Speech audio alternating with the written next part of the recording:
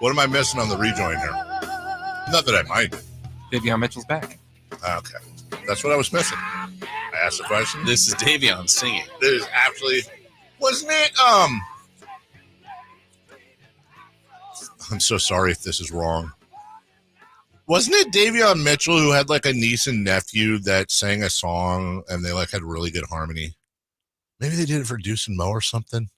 Why do I have that in my brain? Sounds familiar. I don't know if it's Davion though. I thought it was. Was it Halliburton?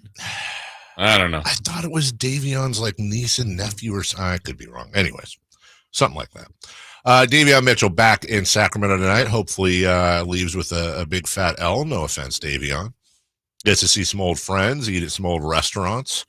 And the Kings looking for a little revenge because Jason Ross, some people may not be old enough to remember pizza and pipes, but they are old enough, I would imagine, to remember the Sacramento Kings losing to the Toronto Raptors just this last Saturday, 131-128 in OT. And I think Davion had a lot of fun playing against his old team. Yeah, he was a pest. Oh, he was the pestiest. He's starting for the Raptors, 37 minutes, 4 points, 7 assists, 4 rebounds, 5 steals. I will say this, Jason. I don't think because the overall picture is rosy, I think we kind of push on from it. But not only did the Kings kind of blow the Davion Mitchell pick, but they also kind of blew the trade. Like, that part of it. Yeah, because what was it? Sasha Vezenkov and Davion Mitchell for Jalen McDaniels, who we knew when he got here, he was almost certainly like this. And by the way, I get why the argument back, I'm sure, would be something like, not only do we need roster space, but more importantly, we had to move the money around in order to be able to get DeMar DeRozan. Correct. I get it. Yeah, it was layers, but the actual that transaction was not a win for the Kings. That part of it. Not at all. And now you've got a guy who's playing starters minutes, granted for a team that's not that great, but I understand also that Davion Mitchell's a little bit repetitive, and that's really where, look, I don't want to be that guy right now, but I do have to say it. I love Monty McNair. You got rid of you moved on from Davion Mitchell, in part, I think, because he was a duplicate and what they thought they have in Keon Ellis. But the one thing that I'm really curious about is Devin Carter. Because in Devin Carter, granted, not the exact same, but you're drafting another high-energy defensive guard after you just gave away not that kind of. After you just gave away, literally, like gave away, you kind of paid to get rid of your top 10 draft pick from like 3 years ago. And now you're adding another. Yeah, I feel like there's a little more offense too for Carter, but we have to wait and see that. Sure. I mean, there's plenty of guys that are good offensive players in college that aren't the same in the pros. Yeah, I don't know.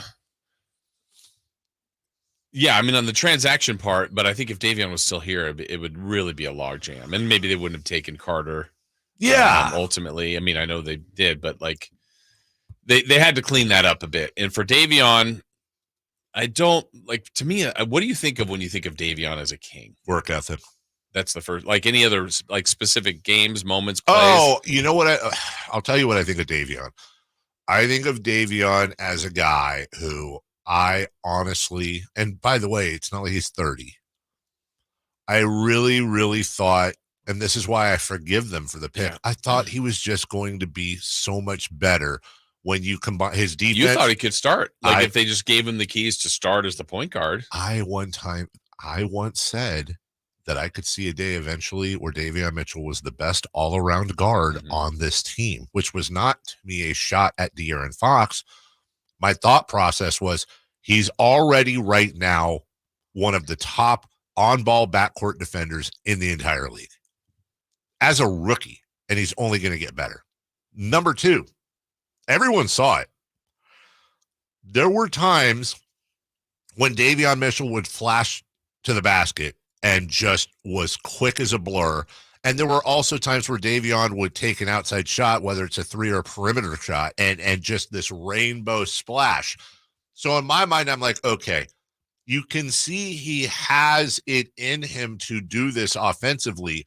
Combine that with his work ethic, and around year 3, year 4, this could be an all-star caliber player. And he hasn't gotten there. And it really it is kind of an enigma to me, because and it may just be that he's 6 feet tall, but Chris Paul's 6 feet tall. Yeah. And that's his guy. At best. You know what I think of when I think of Davion Mitchell? Game 7 of the series with the Warriors, when everyone is saying, why isn't he out there guarding Steph? Yeah. That's like the first thing that comes to mind. I had that thought, Chris. I had right. thought, actually, I even go to like Vegas in Summer League. Sequence where he was just. They won that year, right? Yeah. They did. Yes. He was locking up book night. Like when he got in those moments, whether it was in Vegas or other times, where he would have about a 6-second time frame, which is a lot in the NBA, where literally the player couldn't do anything. Mm-hmm. It didn't happen all the time. No. But sometimes you're like, man, they're trying to go right. They're trying to go left. And he's staying right with them, step for step, sliding with him. He's a gifted defender. And Davion Mitchell is the type of defender. And I, we always talk about how defense isn't as celebrated as offense, but I make the case with a guy like Davion. When you have Davion, whether it's a bigger deal if it's a Steph Curry type, but when you have Davion locked onto somebody on the perimeter and they're just doing the flailing back and forth, and Davion's locking him up, and eventually gets the turnover out of bounds or something.